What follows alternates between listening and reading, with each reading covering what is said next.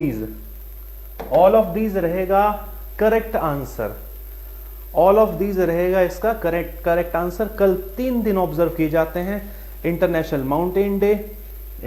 Mountain day, UNICEF day, international Bharati festival. ठीक है जी, तो सारे के सारे ऑप्शंस सही हैं। ठीक है, सोहन सोही मैंने बता दिया बेटा क्या करना है आपको। आप एक बार टेक्निकल टीम से बात कर लीजिएगा ऐप के रिगार्डिंग। अगला देखो भाई, फोर्ब्स एक मैगजीन है, अमेरिकन मैगजीन है, जो हर साल दुनिया में सबसे शक्तिशाली, सबसे बहुचर्चित लोगों की एक लिस्ट जारी करती है। तो इसमें जो सबसे ताकतवर महिलाओं की सूची है, उसमें हमारी वित्त मंत्री निर्मला सीतारमन को एक रैंक मिली है कि वो फला इस रैंक की सबसे ताकतवर महिला एट प्रेजेंट हैं। जल्दी से बताएं क्या रैंक है, क्या रैंक है बताइए।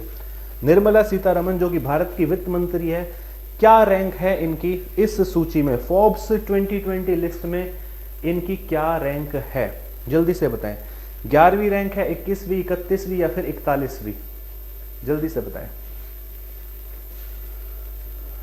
बिल्कुल भाई बिल्कुल, हर एग्जाम के लिए, हर कॉम्पिटिटिव एग्जाम के लिए जल्दी बताएं, आंसर करें।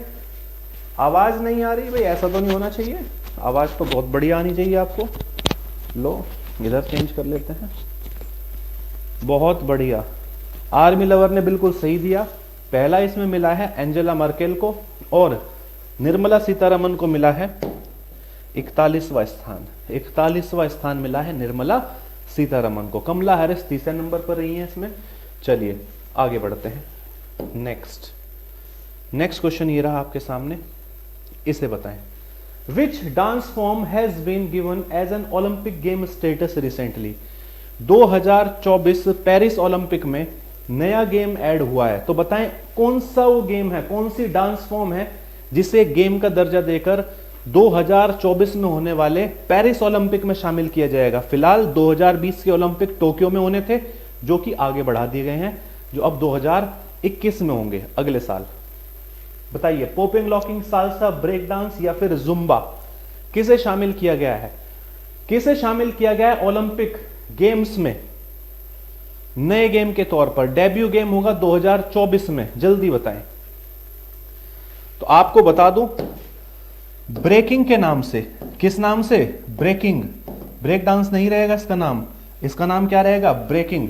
तो ब्रेक डांस को किस नाम के साथ? ब्रेकिंग नाम के साथ ओलंपिक में शामिल कर लिया गया है। नेक्स्ट क्वेश्चन, अब बताइए, which country will host Indian ocean island games 2023 instead of Maldives? Maldives में गेम होने वाले थे, लेकिन इकोनॉमिक क्राइसिस की वजह से मालदीव ने बहुत सारा कर्ज लिया हुआ है चाइना से, जो वापस नहीं कर पाए हैं। ठीक है, तो उन्होंने सोचा कि ऐसी इवेंट जिसमें काफी खर्च होना है उसे हमें अवॉइड करना चाहिए।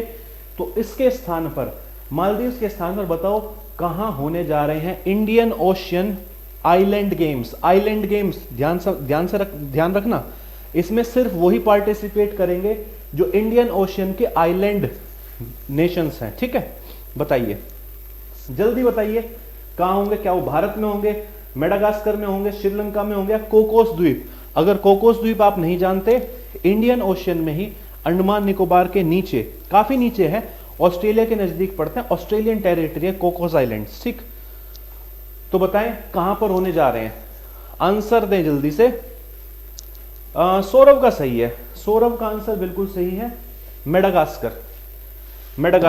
मेडागास्कर में होंगे 2023 के island games, Indian ocean island games Madagascar में होने जा रहे हैं। ठीक है जी, इसके बाद नेक्स्ट क्वेश्चन ये रहा आपके सामने, जल्दी से आंसर करें, क्वेश्चन पढ़ें और जल्दी से आंसर करें। कोविड रिकवरी फेज के दौरान रोजगार के नए अवसरों के सृजन को प्रोत्साहित करने हेतु केंद्रीय मंत्रिमंडल ने किस योजना को मंजूरी दी है? Which scheme has been approved by union cabinet to incentivise creation of new employment opportunities during the COVID recovery phase? इसमें हर उस इंसान को वित्तीय मदद दी जाएगी जिसकी सैलरी, जिसकी तनख्वाह 15,000 पर मंथ से कम है। ठीक, बताइए, बताओ भाई कौन सी है? सुदृढ़ भारत रोजगार योजना, आत्मनिर्भर भारत रोजगार योजना, भारत स्वरोजगार योजना, या फिर समर्थ भारत रोजगार योजना। भाई जब से कोरोना चला है, हमारी वित्त मंत्री जी जब भी न्यूज पे आई है वो पैकेज लेके, तो हमेशा आत्मनिर्भर भारत की उन्होंने बात की है। तो इसलिए आत्मनिर्भर भारत रोजगार योजना बिना कुछ सोचे एग्जाम में आएगा तो लगा देना कि भाई कोविड के रिकवरी के दौरान काफी लोग अपनी जॉब खो चुके हैं, काफी लोग बहुत फाइनेंशियल क्राइसिस से जूझ रहे हैं, इसलिए उन्हें आत्मनिर्भर सेल्फ रिलायंट बनाने के लिए, सेल्फ सफिशिएंट बनाने के लिए कौन सी योजना लेकर आए हैं? आत्मनिर्भर भारत रोजगार योजना। जब शब्द आत्मनिर्भर आता है ना, ऐसा लगने लगता है सरकार ये कह रही है हमसे उम्मीद मत रखो भैया, इतनी सरकारी नौकरियां नहीं दे सकते, अपना काम धंधा कर लो कुछ, ऐसी इससे पता चलती है। इसलिए गवर्नमेंट जॉब का कंपटीशन और भी टफ हो गया है और आपको बहुत मेहनत से अपने हिस्से की वो जॉब छीन लेनी है। ठीक है दोस्त, अगला क्वेश्चन है who is the architect of central vista project. जिन बच्चों को नहीं पता सेंट्रल विस्टा प्रोजेक्ट क्या है तो मैं बता दूं, हमारे देश को नया संसद भवन मिलने जा रहा है।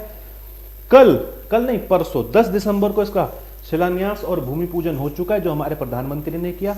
पुरानी पार्लियामेंट के बिल्कुल बराबर में ही ये बिल्डिंग बनने जा रही है, जिसके बारे में हमने कल डिटेल में डिस्कशन किया था। इसका नाम है सेंट्रल विस्टा प्रोजेक्ट। ठीक, 971 करोड़ की लागत से ये बिल्डिंग बनने जाएगी। इसमें 888 लोकसभा की सीट्स होंगी, कुल सीट्स 1224 होंगी। इसी हिसाब से बताइए इसका जो आर्किटेक्चर है, इसका जो डिजाइन है वो किसने बनाया है? इसका जो डिजाइन है वो किसने बनाया है? कुछ बच्चे जवाब दे रहे हैं टाटा प्रोजेक्ट्स लिमिटेड। भैया इनको तो बिल्डिंग बनाने का कॉन्ट्रैक्ट मिला है, कॉन्ट्रैक्टर है ये तो। अक्टूबर 2022 में ये बना के दे देंगे हमें, यानी कि हमारा संसद भवन अक्टूबर 2022 तक बन के तैयार हो जाएगा। परंतु इसका डिजाइन जो किया है वो किसने किया है? HCP design planning and management. तो बी ऑप्शन इसका याद रखना, बी ऑप्शन याद रखना। टाटा प्रोजेक्ट को मिला है कॉन्ट्रैक्ट इसे बनाने का, लेकिन इसका जो डिजाइनिंग है वो किसने किया है? HCP design planning and management. ठीक है भैया, अगला question, which state has launch Jagananna Jeeva Kranti योजना। जगन्ना जीव क्रांति योजना ये किसने लॉन्च किया? कल मैंने आपको बताया था आंध्र प्रदेश के जो मुख्यमंत्री हैं उन्होंने क्या किया है, गांव ग्रामीण औरतों को भेड़ और बकरियां पालने के लिए सरकार देगी ताकि उनकी वित्तीय मदद हो सके, उनकी फाइनेंशियल हेल्प हो सके। बच्चे दिए जाएंगे, वो बड़े होंगे, उनका प्रजनन कराया जाएगा, जनसंख्या थोड़ी बढ़ेगी तो वो उसमें से कुछ हिस्सा बेच सकते हैं और बाकी को पाल सकते हैं, ताकि उनके पास कैश जनरेशन का कुछ तरीका हो। ठीक है दोस्त, आगे देखो, who is education minister of India. कल शाम 8 बजे मैं एक छोटी सी वीडियो लेकर आया था जिसमें मैंने कोशिश की थी बताने की भाई बोर्ड एग्जाम्स की तैयारी कैसे करें, क्योंकि कल वो वीडियो आई है उससे पहले हमारे जो एजुकेशन मिनिस्टर है रमेश पोखरियाल जी वो आए थे ऑनलाइन 10 बजे। उन्होंने कहा था कि भाई कैसे कैसे एग्जाम हम कंडक्ट कराने जा रहे हैं। उन्होंने हिंट दिया, कोई डेट तो नहीं दी, लेकिन उन्होंने कहा एग्जाम होंगे और 30% कम सिलेबस के साथ होंगे।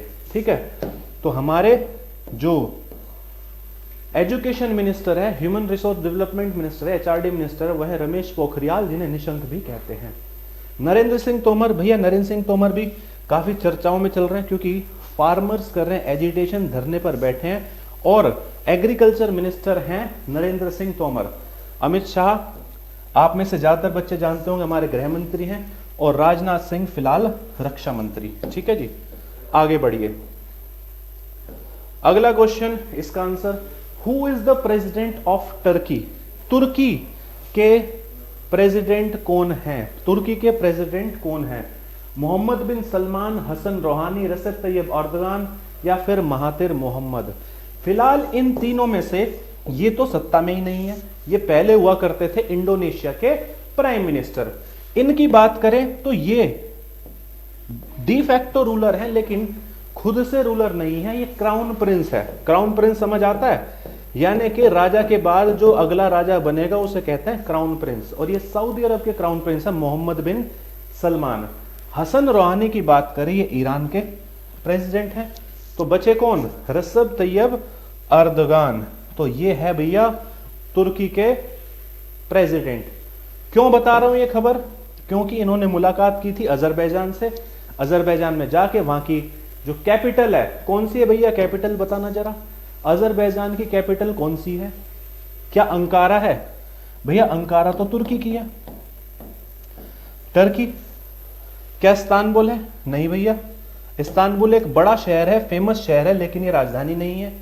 बाकू, जी हां, अजरबैजान की राजधानी है बाकू, जहां पर गए थे किसके प्रेसिडेंट? तुर्की के प्रेसिडेंट गए थे किससे मिलने? वहां के प्राइम मिनिस्टर से मिलने, सॉरी प्रेसिडेंट से मिलने, एलियेव जिनका नाम है, ठीक है, एलियेव जिनका नाम है। येरेवान किसकी राजधानी है? भैया जिसके साथ युद्ध चल रहा था, आर्मेनिया। आर्मेनिया के साथ युद्ध हुआ है किसका? अजरबैजान का। और इन्होंने काफी बड़ा हिस्सा कब्जा लिया है वापस आर्मेनिया से। तो हम कह सकते हैं इसमें आर्मेनिया हार गया है। Who is prime minister of Armenia? यहां पर ये सारे नाम इंपॉर्टेंट है, ये सारे नाम इंपॉर्टेंट है। क्यों? क्योंकि एक युद्ध चल रहा था, पिछले 1 महीना चला लगभग, नगोर्नो काराबाख नाम की जगह पर। जो इल्हम एलियेव है ये प्रेसिडेंट है अजरबैजान के, ठीक है जी। रेसिप तैयब अर्दगान ये इनके साथी हैं जिन्होंने इन्हें सैन्य मदद दी है। ये तुर्की के प्रेसिडेंट है, ठीक है जी। इन्होंने ड्रोन दिए इन्हें हमला करने के लिए। और ये उस देश के प्राइम मिनिस्टर हैं जो हार गया है, यानी कि आर्मेनिया। और व्लादिमीर पुतिन, मैक्सिमम लोग इन्हें जानते हैं, ये रशिया के प्रेसिडेंट हैं। यहां पर क्यों ऑप्शन में है? क्योंकि इन दोनों देश की सुलह किसने कराई है? व्लादिमीर पुतिन ने। पुतिन ने सुलह करवाई है, एक बफर जोन बना दिया और उसमें अपने सैनिक भेज दिए कि भैया तुम इधर रहो, तुम इधर रहो, बीच में हम आ जाते हैं, लड़ाई लड़ाई माफ करो, आगे तो आप सब समझदार हो ही, ठीक है जी। अगला, what will be the capacity of Lok Sabha hall at new parliament building for joint session? कभी कभी ज्वाइंट सेशन करना पड़ता है, सबको बुलाते हैं, भैया लोकसभा राज्यसभा वाले सारे आ जाओ और किसी मुद्दे पर बैठकर चर्चा कर लेते हैं। तो बताओ कितनी सीट रहेंगी लोकसभा हॉल में ताकि ज्वाइंट सेशन में भी कोई दिक्कत ना आए? तो कल ही बताया था 1272 सीट, 1272 सीट रहने वाली हैं लोकसभा हॉल में। किस पर्पज के लिए? जब जब ज्वाइंट सेशन बुलाया जाएगा तो कोई परेशानी ना हो, सभी को बैठने की जगह मिले, ठीक है मेरे दोस्त। ये रहे ऑप्शन। कल मैंने चेक किया था, दोपहर में 8 तारीख तक की अपलोडेड है, या तो रात में अपलोड हो गए होंगे 9 और 10 के। अगर अपलोड नहीं हुए तो 9, 10 और 11 के करंट अफेयर्स भी मैं अपलोड करवा दूंगा केडी लाइव ऐप पर। केडी लाइव ऐप पर मैं ये अपलोड करवा दूंगा, वहां से आप डाउनलोड कर सकते हैं। ये तो रही भैया एमसीक्यू, कल की न्यूज पर आधारित, जो चर्चाओं में कल था उसके ऊपर आधारित एमसीक्यू। अब बात करते हैं, आज सुबह सवेरे आप द हिंदू खोल के देखोगे तो उसमें खबरें बहुत सारी है। इस नेता ने ये कहा, इसका यहाँ एक्सीडेंट हो गया, उसको ये सजा हो गई। एग्जाम में नहीं आएगा, तो वो चीजें जो आपके एग्जाम में आएंगी वो है यहां से। ये बताना क्यों जरूरी है? हालांकि एग्जाम में ऐसा फार्मर एजिटेशन से रिलेटेड जो कुछ आएगा उसके ऊपर तो मैंने एक अलग से वीडियो बना रखी है, किसान क्यों कर रहे हैं आंदोलन, ठीक है, इस सब के बारे में। लेकिन क्योंकि किसान एक मुद्दा है, किसान हमारे लिए जरूरी है, इसलिए पहली खबर हर दिन की तरह मैं किसानों के बारे में बताऊंगा। किसानों ने डिसाइड किया कि भैया दिल्ली और जयपुर हाईवे भी बंद होने जा रहा है, जल्दी ही दिल्ली और जयपुर हाईवे भी बंद होने जा रहा है। तो भैया जो कम्यूटर्स हैं, जो दिल्ली जयपुर जाते हैं, जैसे जो चंडीगढ़ और दिल्ली वाले हाईवे पर आने जाने वाले थे, वो काफी दिनों से अपना घर बैठे हैं, तो हो सकता है जयपुर वालों को भी ऐसे ही कुछ दिन, जब तक सरकार सारी मांगे पूरी नहीं कर देती, ऐसे ही बैठना पड़े। अगला भी धरना चल रहा है। अगला धरना किस बात पर चल रहा है ये समझो। इंडियन मेडिकल एसोसिएशन ने कल डॉक्टर से कहा, भाई इमरजेंसी सर्विस और कोरोना से रिलेटेड सर्विसेज को छोड़कर कोई सर्विस नहीं दी जाएगी, क्योंकि आयुष मंत्रालय ने कहा 58 तरह की सर्जरी, 58, ध्यान रखना, 58 काइंड ऑफ सर्जरीज करने के लिए परमिशन दी जाएगी। किनको? आयुर्वेदिक डॉक्टर्स को। वो आयुर्वेदिक डॉक्टर्स जो पोस्ट ग्रेजुएट है, पोस्ट ग्रेजुएट, ठीक है, यानी कि अभी तक वो सिर्फ क्या कर सकते थे, दवाई दे सकते थे, लेकिन अब वो सर्जरी भी कर पाएंगे। इस पर जो एलोपैथिक डॉक्टर्स हैं, ठीक, ये कह रहे हैं कि ये तो मिक्सोपैथी हो गई। आप आयुर्वेद की दवाई और एलोपैथी की जो सर्जरिकल प्रोसेस है वो दोनों मिलाकर आप क्या कर रहे हो, मिक्सोपैथी। तो इस पर इन्होंने क्या किया, अपना आक्रोश दिखाया कि भैया हम ऐसे काम नहीं करेंगे, ठीक। Doctor stage protest against mixopathy across country. Indian medical association के तहत यह धरना किया गया था, जिसमें कहा गया कि भैया ये ऑर्डर वापस लो, मिक्सोपैथी नहीं होनी चाहिए। नेक्स्ट ये जो सामने फोटोग्राफ में है, नाम्बी नारायणन इनका नाम है। इसरो के प्रोमिनेंट साइंटिस्ट, इसरो के सबसे खास, सबसे ऊंचे साइंटिस्ट ये हुआ करते थे, लेकिन इन पर एक गलत इल्जाम लगा दिया कि ये क्या कर रहे हैं, देश की जासूसी कर रहे हैं। किस बारे में? ये हेड थे क्रायोजेनिक इंजन डेवलपमेंट प्रोग्राम के। इंडिया बहुत नजदीक था क्रायोजेनिक इंजन बनाने के, तभी एक झूठी खबर के साथ ये कह दिया कि ये इसका डिजाइन पाकिस्तान को बेच रहे हैं, ठीक है जी। होता क्या है, केरला की पुलिस इन्हें गिरफ्तार करती है, 24 साल ये जेल में रहते हैं। इसमें सबसे बड़ा नुकसान किसका? देश का, क्योंकि जो इंसान हेड था उस पूरी टीम का, उस इंजन डेवलपमेंट प्रोग्राम का जो हेड था, वो जेल चला जाता है और वो पूरा का पूरा प्रोजेक्ट लटका रह जाता है। क्रायोजेनिक इंजन होता है जो अंतरिक्ष में भी काम करता है। देखो भाई, जहां पर ऑक्सीजन है वहां तो सारे के सारे इंजन काम करते हैं, लेकिन जहां ऑक्सीजन नहीं है, टेम्परेचर सब जीरो है, -100 -150 डिग्री, वहां पर भी जो इंजन काम करे उसे कहते हैं क्रायोजेनिक इंजन। तो अब इन्होंने, हालांकि केरला गवर्नमेंट 50 लाख रुपए इन्हें देगी कंपनसेशन के तौर पर, ठीक, लेकिन इन्होंने पिटीशन क्या लगाई है कि मुझे 24 साल जेल में रखने के लिए जो रेस्पॉन्सिबल है, mister Narayanan in his petition before the supreme court has arranged farmer Kerala DGP, director general of police CB Matthew, के जोशुआ एंड एस विजयन, इनमें से बाद वाले 2 रिटायर हो चुके हैं, लेकिन डीजीपी सीबी मैथ्यूज अभी केरला में ही काम कर रहे हैं एज रेस्पॉन्सिबल। इन्होंने कहा इनकी रेस्पॉन्सिबिलिटी है, इनकी रेस्पॉन्सिबिलिटी की वजह से मुझे 24 साल गद्दार का टाइटल झेलना पड़ा और 24 साल मुझे जेल में बिताने पड़े, और देश का जो नुकसान हुआ वो तो अलग ही है। इसी के साथ कोर्ट ने कहा है कि भैया 2 मेंबर की एक कमेटी बनाओ जो जांच करेगी, एक स्टेट गवर्नमेंट की तरफ से होगा और एक सेंट्रल गवर्नमेंट की तरफ से। अब देखते हैं जो भी न्याय इनको मिलता है। हमारे देश का इतना बढ़िया टैलेंट इन्होंने खराब कर दिया। 24 साल जेल में रहना उस इंसान के लिए जो हमारे देश के लिए काम कर रहा है, तो ये है सिस्टम की मार, झूठे मुकदमे जो फंसा दिए जाते हैं। अब देखिए 21 member panel, 21 member panel to probe mysterious illness in Andhra Pradesh. मैंने आपको बताया था कि कुछ दिनों से हो क्या रहा है, वेस्ट गोदावरी डिस्ट्रिक्ट में लोग मिर्गी जैसे सिम्टम आते हैं, मिर्गी की तरह दौरे पड़ते हैं, गिर जाते हैं, बेहोश हो जाते हैं और उन्हें हॉस्पिटल लेकर जाते हैं। उनमें से एक की मृत्यु भी है। लगभग ऐसे 600 से ज्यादा केस आ चुके हैं। तो इसके लिए 21 मेंबर की हाई लेवल कमेटी, यानी कि 21 मेंबर अलग अलग फील्ड से, कुछ केमिस्ट्री की फील्ड से, कुछ फिजिक्स के फील्ड से, कुछ डॉक्टर्स, सबकी कमेटी बनाई। भाई पता लगाओ ये बीमारी आई कहां से, ठीक है जी। एक और चीज, जब इनके ब्लड सैंपल लिए तो उसमें निकल और लेड की मात्रा पाई गई, यानी कि लेड होता है एक धातु जिसे शीशा कहते हैं, और निकल के तो भैया हिंदी में भी निकल ही कहते हैं। अगली खबर की तरफ बढ़ते हैं। प्रणब्स मेमोयर, मेमोयर कहे जाते हैं जो हम अपने यादगार के क्षण लिखते हैं, हम याद करके कुछ लिखते हैं और उसे कॉपी में लिख दें, किताब का स्वरूप दे दें। तो यहां पर हालांकि प्रणब दादा अब नहीं रहे दुनिया में, प्रणब मुखर्जी हमारे फॉर्मर प्रेसिडेंट, तो इनकी एक बुक रिलीज होने वाली जनवरी में, जिसमें इन्होंने क्या कहा है, जो की पॉइंट है, Pranab's memoir says Congress lost focus after elevation, after his elevation. इसका मतलब जब प्रणब मुखर्जी प्रेसिडेंट बनते हैं, प्रेसिडेंट बनने के बाद, ये देखो प्रेसिडेंट किसी पार्टी का नहीं होता, वो देश का होता है।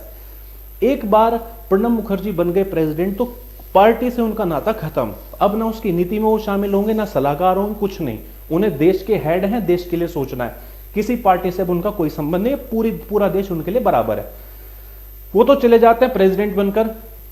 साथ ही मनमोहन सिंह, वो भी क्योंकि एज बहुत ज्यादा है तो रेगुलर बेसिस पर इंटरेक्ट नहीं करते। तो इन्होंने कहा जैसे ही इनका एलिवेशन हुआ, जैसे ही प्रेसिडेंट बने, तो कांग्रेस ने अपना फोकस ही खो दिया। जो ऊपर का लीडरशिप है उसके नीचे से कांटेक्ट खत्म हो गए एक तरीके से। यही वजह है कि इतनी बुरी हालत में कांग्रेस पहुंच चुकी है। इनकी बुक रिलीज होगी जनवरी में। बिहार गवर्नमेंट ने क्या किया, डिसीजन लिया। इन्होंने क्या देखा, पड़ोस में उड़ीसा में क्या हो रहा है कि 1 एकड़ पर सिर्फ 16 क्विंटल सरकार खरीदती है, जबकि पैदावार हुई 1 एकड़ पर लगभग 26 से 27 क्विंटल चावल की। तो किसान क्या करे, वो 10 क्विंटल हर एकड़ का कहां लेकर जाए। तो उन्होंने पिछले कुछ दिनों में आपने देखा होगा, जब दिल्ली में धरना प्रदर्शन थे, मैंने आपको न्यूज भी बताई थी कि किसानों ने ट्रॉली भरी हुई चावल की सड़क पे छोड़ दिया है, एक रोष प्रकट करने के लिए, भैया हमारा कुछ करो, एक फसल खराब हो जाएगी। तो बिहार सरकार ने ऐसी स्थिति को देखते हुए कि यहां ऐसा ना हो, तो उन्होंने कहा कि भाई हम किसानों से ज्यादा 200 क्विंटल खरीद सकते थे, अब 250 क्विंटल तक आपकी अगर पैदावार है तो हमें बेच देना। यानी कि इन्होंने क्या कर लिया, सेफ साइड खेल गए एडवांस में। नेक्स्ट बात है, मैंने आपको कहा था बहरीन यूएई के बाद अब कौन बनने जा रहा है, मोरक्को अपने टाइज बनाने जा रहा है इजराइल के साथ। ये राजा हैं किंग मोहम्मद VI मोरक्को के राजा हैं। ये एम्बेसी बनाना चाह रहे हैं, ये संबंध स्थापित करना चाह रहे हैं इजराइल के साथ। ठीक है जी। अच्छा, इनकी एक हिस्ट्री रही है, मोरक्को और इजराइल की एक हिस्ट्री रही है, जिसमें थोड़ी सी मैं बात बता दूं।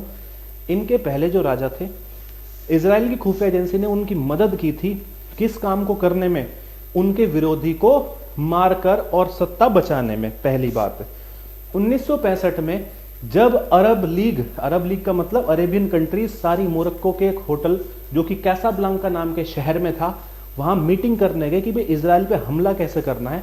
तो मोरक्को ने मदद की इजराइल की, कैसे, वहां पर वॉइस रिकॉर्डर लगा दिए और सारी की सारी खबर किसने रिकॉर्ड कर ली, इजराइल ने, जिसके वजह से 1966 में फिर इजराइल ने ही हमला कर दिया अरब नेशंस पे। ठीक है, मिस्र पे हमला कर दिया था।